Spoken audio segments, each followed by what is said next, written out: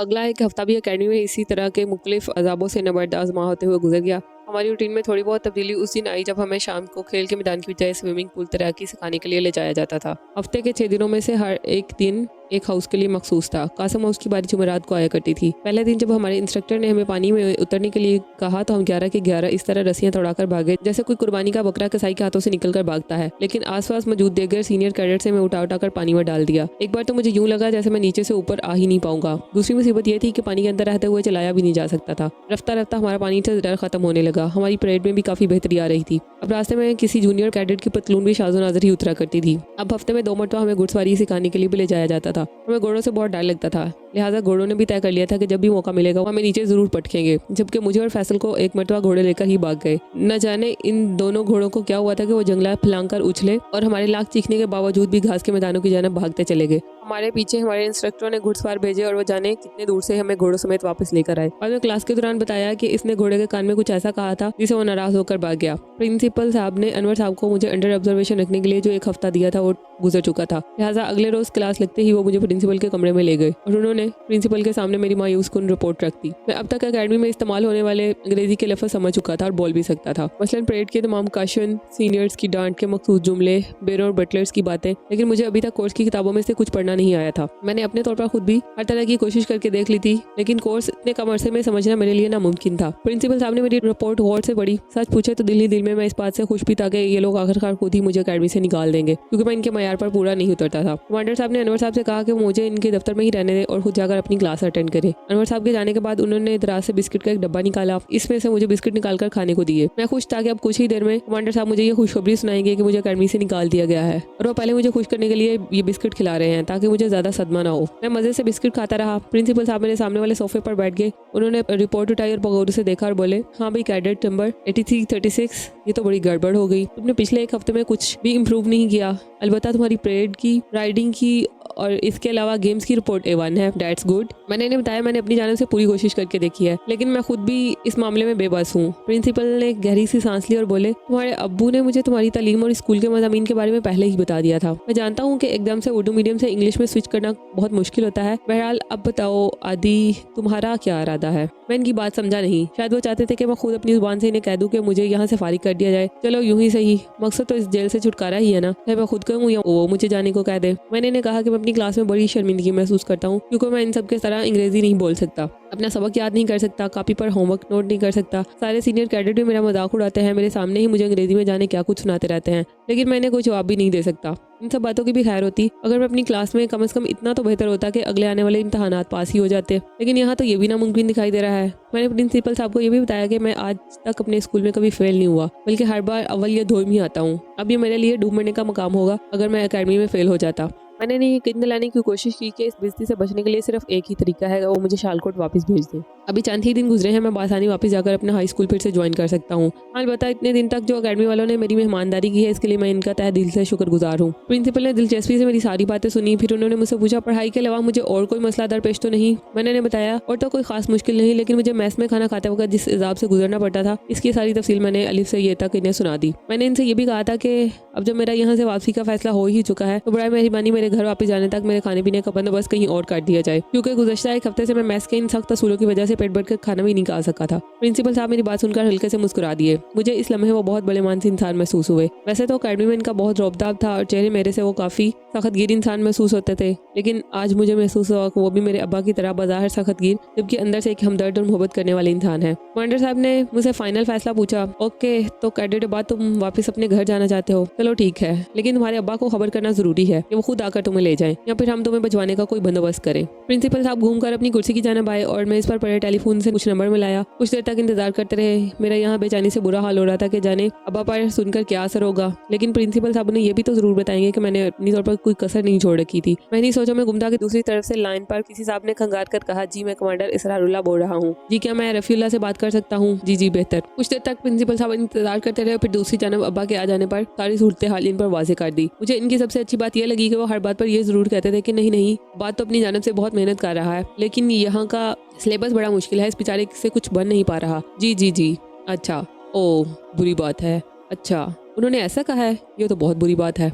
अच्छा, कहते हैं तो यूं ही सही। प्रिंसिपल साहब जाने क्या कुछ कह रहे थे और यहाँ मेरा बेचैनी से बुरा हाल हो रहा था। दोनों की लंबी चौड़ी कहानियों में पड़ गए थे। जल्दी से फैसला करके बात खत्म करनी चाहिए। खुदा खुदा करके प्रिंसिपल साहब ने फोन रखा और मेरी तरफ पलटे। हमारे अब्बा जान तो राजी हो गए हैं। खुशी के मारे मेरे हाथों से बिस्किट का डब्बा नीचे गिर गया, जिसे मैंने जल्दी से उठाकर मेज पर रखा और जल्दी से प्रिंसिपल साहब से पूछा, वो नाराज तो नहीं थे मुझसे? वो आपकी बात तो समझ गए थे ना कि इसमें मेरा कोई कसूर नहीं है? नहीं, नाराज तो वो बिल्कुल नहीं थे, लेकिन उन्होंने अपनी एक उलझन बताई है। इसे सुनकर मैं सोच में पड़ गया हूँ कि तुम्हें वापस भिजवाने से पहले तुम्हारे कजन्स और चचाजादों से क्या बहाना किया जाए। मैं प्रिंसिपल साहब की बात सुनकर चौंक गया। मेरे चचाजादों का जिक्र कहाँ से निकल आया इस वक्त? प्रिंसिपल साहब ने मुझे बताया कि मेरे कैडेट कॉलेज आने के बाद मेरे कजन ने बहुत सी बातें बनाई थी कि देख लेना, आदि एक हफ्ता 10 दिन भी कैडेट कॉलेज में नहीं निकाल पाएगा। उन्होंने मेरे भाइयों से शर्त भी लगाई थी कि आदि दूसरे हफ्ते ही वापस ना लौट आया तो जो चोर की सजा है वो उनकी सजा। उससे से मेरा बुरा हाल हो गया। मुझे पहले ही पता था कि वो सब मुझसे जलते हैं। ये जरूर आबिद, साजिद और रूबी वगैरह होंगे। इन्हों को मेरे कैडेट कॉलेज आने से बहुत ज्यादा तकलीफ थी। मैंने जल्दी से प्रिंसिपल साहब से पूछा, क्या अब्बा ने यही 3 नाम बताए हैं? मॉडल साहब ने जल्दी से सर हिलाया और कहा कि मेरे अब्बा तक ये बात पहुंच चुकी है, लिहाजा अब वो सिर्फ इस बात से परेशान है कि आदि जब वापस आएगा इन सब खानदान वालों का सामना कैसे करेगा। ये सुनकर तो मैं खुद भी सोच में पड़ गया, क्योंकि वाकई मामला संगीन था। मुझे आबिद वगैरह से ये उम्मीद हरगिज ना थी कि वो मेरे बारे में और खानदान भर में ऐसी बातें करके मुझे बदनाम करेंगे। प्रिंसिपल साहब ने मुझे गहरी सोच में देखा और मुझसे पूछा, अब क्या किया जाए? फिर खुद ही बोले, वैसे मेरे जहन में तुम्हारी इस मुश्किल का एक हल मौजूद है, अगर तुम्हें कबूल हो तो। मैंने जल्दी से सारा हिलाया, क्योंकि इस वक्त मेरे आसपास वही एक मेरे मसीहा थे। मेरा मशवरा है कि तुम अपने कजन्स का मुंह बंद करने के लिए चंद हफ्ते यहाँ मजीद ठहर जाओ। एक हफ्ते में वापस जाओगे तो वो सब तुम्हारा बहुत मजाक उड़ाएंगे। तुम यहाँ मजे से रहो, पढ़ाई वगैरह की परवाह करने की जरूरत नहीं। जी चाहे तो क्लास आया करो, जी चाहे तो ना सही। बता, तुम्हारे वापस जाने तक तुम्हारी अंग्रेजी इतनी अच्छी हो जानी चाहिए कि तुम वहाँ अंग्रेजी बोलकर सबका मुंह बंद करवा देना, वरना इन्हें शक हो जाएगा तुम कैडेट कॉलेज गए भी थे या नहीं। मैंने इनकी जानिब सवालिया निगाहों से देखा, क्योंकि असल मसला ही तो अंग्रेजी का था। प्रिंसिपल साहब ने तफसील से मुझे बताया कि मेरी बाकी मादा दिनों के लिए उन्होंने सोचा है मुझे अकेडमी के पिछले हिस्से में टीचर और बाकी स्टाफ के छोटे बच्चों के लिए जो ग्रामर स्कूल है वहाँ की नंद के हवाले कर दिया जाए। वहाँ की बड़ी मदर और बाकी नंद सिस्टर मुझे मेरे फारिग वक्त में अंग्रेजी जुबान और अंग्रेजी रख रखाव और खाने पीने के तरीके भी अच्छी तरह सिखा देंगी। इस तरह जब मैं शालकोट वापस जाऊंगा तो वहाँ सारे खानदान के सामने मेरी चुपकी बनी रहेगी। ये इनकी तजवीज़ अच्छी थी, क्योंकि अब इतनी दूर आ ही गया था तो कुछ सीख कर जाना ही बेहतर था। मैंने सोचा जब मैं ठीक तरह से यहाँ की अंग्रेजी सीख लूंगा तो वजह आपी को भी वापस जाकर पढ़ा सकूंगा। इस तरह हम दोनों को ताहिर भाई की मुहताजी से भी निजात मिल जाएगी। मैंने प्रिंसिपल साहब को कहा कि मुझे इनकी तजवीज़ मंजूर है। उन्होंने खुशी से कहा, दैट्स गुड, मैं जानता हूँ तुम एक बहादुर कैडेट हो। प्रिंसिपल साहब ने फोन उठाकर किसी को चंद हदायत दी और जब मैं जाने लगा तो उन्होंने मजाक करने के अंदाज में कहा, अंग्रेजी भी तो बाकी जुबानों की तरह सिर्फ एक जुबान है। जो बच्चे अंग्रेजी लिख और बोल सकते हैं, इसकी वजह सिर्फ इतनी है कि उन्होंने होश संभालते ही आसपास और स्कूल में सबको ये जुबान बोलते सुना था, इसलिए वो ये जुबान सीख गए। और अगर मैं दिल लगाकर ये जुबान सीखने की कोशिश करूंगा तो कोई वजह नहीं कि चंद हफ्तों में मैं भी ये सीख सकूं। शर्त सिर्फ अनथक मेहनत और जुबान से लगाव है। मैंने इनसे वादा किया कि अब जब हमारी मुलाकात होगी तो वो मुझ में वाज़ेह तब्दीली महसूस करेंगे। प्रिंसिपल के कमरे से निकलकर मैं वापस अपनी क्लास में आ गया। फैसल और असफर को मुझसे बातें जान लेने की शदीद बेचैनी थी। मैंने उन्हें बताया कि मेरी आज़ादी का परवाना आ गया है, कुछ ही दिनों की बात है जब मैं यहाँ से फुर हो जाऊंगा। इन्होंने वजह सुनकर कहा कि काश वो भी उर्दू मीडियम होते। खामखा उन्होंने अपना सारा बचपन इस फजूल जुबान में बर्बाद किया और आज वही जुबान इनके गले पड़ गई है। इस दिन इतने दिनों बाद पहली मरतबा खाने के बाद मेरी इतनी हिम्मत हुई कि मैं घर से लाए अपने सामान और सूटकेस को तफसील से देखता, वरना पहले दिन जरूरी की चीजें निकालने के बाद मैंने अपने सामान को देखा तक नहीं, क्योंकि जाने क्यों जैसे ही मैं इन चीजों को देखता था मुझे शिद्दत से घर की याद आती थी। तभी मेरे बड़े सूटकेस के अंदर रखे इस थैले पर नजर पड़ी जो गयास चाचा स्टेशन पर भाग दौड़ कर अब्बा के हवाले करके गए थे। मैंने धड़कते दिल के साथ इस थैले को खोला। ऊपर वजह आपी ने मेरे लिए मुबारकबाद का एक कार्ड रखा था जिसमें अपने हाथों से मेरे लिए बहुत सी दुआएं लिखी थी। मेरी आंखें एकदम भीगने लगी। मैंने कई बार इस कार्ड को पढ़ा, मुझे यूँ लग रहा था जैसे वजह आपी यहीं आसपास कहीं मेरे पास मौजूद है। जब मैंने इनका दिया हुआ थैला खोला तो इनकी खुशबू मेरे आसपास फैल गई। कार्ड के नीचे मेरी पसंदीदा चॉकलेट्स और फिर कुछ कहानियों की किताबें, ज्योमेट्री बॉक्स, मेरे पसंदीदा कार्टून्स के बहुत सारे स्टिकर्स, मुझे आपी का वो पेन जो मुझे बहुत पसंद था और बहुत से नए पेन और पेंसिलें और जाने क्या क्या। मेरी हालत बुरी हो रही थी। मैं सामान देखता जाता और मेरी आंखों से टप टप आंसू गिर रहे थे। ये तो अच्छा था कि इस वक्त बाकी सारे बच्चे नीचे ग्राउंड में सीनियर कैडेट्स का फुटबॉल मैच देखने गए हुए थे और बैराग खाली था, वरना इन सब के सामने मुझे बड़ी मुश्किल हो जाती। मैंने इसी वक्त फैसला कर लिया कि मैं वो जो आपकी दी हुई ये सारी चीजें इस कैडेट कॉलेज जैसी फजूल जगह पर इस्तेमाल करके इनकी कभी तौहीन नहीं करूंगा, बल्कि हमेशा उसे संभाल कर अपने पास रखूंगा। ऐसा ही हाल मेरे अपने घर के सामान को देखकर भी हुआ। अम्मी, भैया, अमारा और अब्बा की दी हुई चीजों को मैंने नहायत अकीदत से फड्डन फड्डन अपनी आंखों से लगाकर चूमा और संभाल कर वापस रखता गया। इस दिन पहली मरतबा मुझे एहसास हुआ कि मेरे अब्बा ने कितनी मेहनत से पाई जोड़कर मेरे लिए ये सामान खरीदा था। नई पैंट शर्ट्स के कई जोड़े, नई शलवार कुर्ते, नए जूते, नया कोट, नए स्वेटर, नए रुमाल, नया शीशा गर्द, हर चीज नई थी। हत्ता कि नेल कटर तक उन्होंने नया लेकर सूटकेस में रखवाया था। मुझे ख्वामख्वाह अपने आप पर गुस्सा आने लगा कि मुझे ऐसे नकारा और फजूल पर इन्हें इतना खर्चा करने की आखिर क्या जरूरत थी। फिर ऊपर से ट्रेन के आने जाने के टिकट्स का खर्चा अलग। मैंने तभी फैसला कर दिया था कि इनसे हत्तुल मुकान नई चीजें बचा कर रखूंगा और घर वापस जाते ही अम्मी के हवाले कर दूंगा कि इन्हें बाजार में वापस देकर अब्बा के पैसे वापस ले लें। अभी मैं इन्हीं मुस्तकबिल के सपनों में खोया हुआ था कि न जाने कहाँ से हमारे हाउस मास्टर साहब दबे पांव चलते हुए हमारी बैराक में दाखिल हो गए। मैंने हड़बड़ाकर जल्दी से अपना सूटकेस बंद किया। वो अपनी आंखों पर लगे मोटे से चश्मे के ओकब से मेरी जाने मशकूक नजरों से देखते हुए बोले, तुम यहाँ क्या कर रहे हो? बाकी कैडेट्स के साथ मैच देखने क्यों नहीं गए? मैंने इन्हें बताया कि मेरी तबीयत कुछ ठीक नहीं है, लेकिन हाउस मास्टर पर अमूमन इस सीजन की बातों का कुछ कम ही असर होता है। उन्होंने फौरन मुझे गेम्स ड्रेस पहनकर बाकी कैडेट्स को ज्वाइन करने का हुक्म दिया और तब तक वहीं खड़े रहे जब तक मैं हाउस से निकल नहीं गया। इस दिन शाम को हमारा हाउस बटलर जुमा मुझे अकेडमी के इस हिस्से में ले गया जहाँ टीचर और स्टाफ के बंगले बने हुए थे, जहाँ इनके बच्चों का ग्रामर स्कूल जूनियर सेक्शन मौजूद था। यहाँ पर बाकी तमाम कैडेट्स का दाखिला ममनू था। मैंने देखा ये तो एक अलग ही दुनिया थी। बड़े खूबसूरत बंगले, पार्क, खाने पीने की दुकानें, देगर जरूरियात की चीजों के लिए एक छोटा सा मॉल, बच्चों के लिए प्ले लैंड, झूले और छोटी सी पहाड़ी पर बना खूबसूरत कॉन्वेंट स्कूल की इमारत। मुझे तो ये जगह किसी प्रस्थान का हिस्सा मालूम हो रही थी। यहाँ ना फौजियों के करत चेहरे थे, ना सीनियर कैडेट्स की बकबक और न सजा कार्ड। अतफ सुकून ही सुकून था। जुमा मेरा हाथ थामे इस सड़क पर चल रहा था जिसके दोनों तरफ सरू के ऊंचे ऊंचे दरख्त थे। इन दरख्तों के उकम में दूर कहीं सूरज डाल रहा था और परिंदे अपने घरों की जानिब जा रहे थे। मैंने गौर से देखा तो हर दरख्त की एक शाख पर इन परिंदों के लिए खूबसूरत सा छोटा सा घर भी बना रखा था और ऐसे हर घर पर एक नंबर भी लगा हुआ था। कुछ ही देर में हम बालखाती सड़क से होते हुए ऊपर पहाड़ी पर बने कानूनेट स्कूल तक पहुंच चुके थे।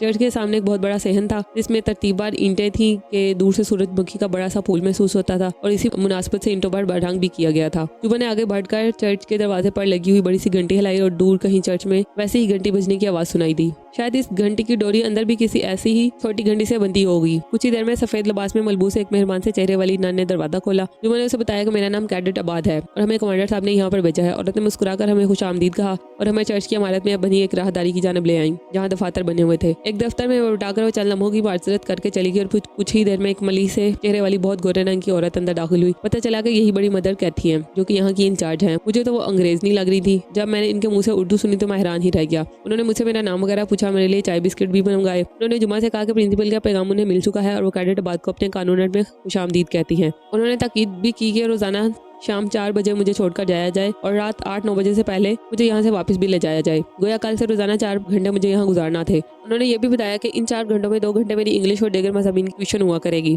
मुझे अकाडमी के देगर तौर अतवार चलना फिरना, खाना पीना और मुख्तलिफ लिबास और रिवाजों के बारे में भी सिखाया जाएगा। चाय के बाद उन्होंने जुम्मा को तो वापस भेज दिया और खुद मुझे लिए कानून चर्च की मुख्तलिफ हिस्सों की सैर करवाती रही। 5 बजे के करीब इन्हीं की तरह सफेद लिबास पहने खूबसूरत सी जूनियर नन हेलन आ गई। मदर कैथरीन ने मुझे बताया कि हेलन ही मेरे तमाम मज़ामीन की ट्यूशन टीचर होगी। उन्होंने हेलन से पूछा शरल कहाँ है। हेलन ने बताया शरल आज अपने पापा के साथ शहर गई है, अलबत्ता कल से वो भी वक्त पर आ जाया करेगी। फिर हेलन ने मुझे खुद ही बताया कि शरल पढ़ाई के अलावा दीगर अमूर के लिए मेरी टीचर मुकर्रर की गई है। चर्च में सभी लोग इस कदर हंसमुख थे कि मैं कुछ ही देर के लिए तो अकेडमी के करख्त और बेजार कुन माहौल को भूल ही गया। मदर कैथी ने मुझे हेलन के हवाले कर दिया और खुद इबादत के लिए अंदर चर्च के मरकजी इमारत की जानब बढ़ गई। हेलन बहुत देर तक मुझसे बातें करती रही। उसने मेरे से मुकम्मल तारुफ हासिल किया। अब तय ये हुआ कि कल से मैं अपनी तमाम किताबें भी आते हुए साथ ले आया करूँ। इसके बाद जब वो शरल टीचर कल से आ जाएंगी तो वो जो कुछ बताएंगी, मसलन मेरा लिबास वगैरह में से कोई लिबास मुझे साथ लेकर आना है या पहनना है वगैरह, मुझे इस शाम वक्त गुजरने का पता ही नहीं चला और रात के 8 भी बज गए थे। मैं इस वक्त चौंका जब हमारा हाउस बटलर जुम्मा मुझे वापस लेने आ पहुंचा। हेलन से रुखसत होकर जैसे मैं कानूनट और चर्च के रहायशी इलाके से बाहर निकला,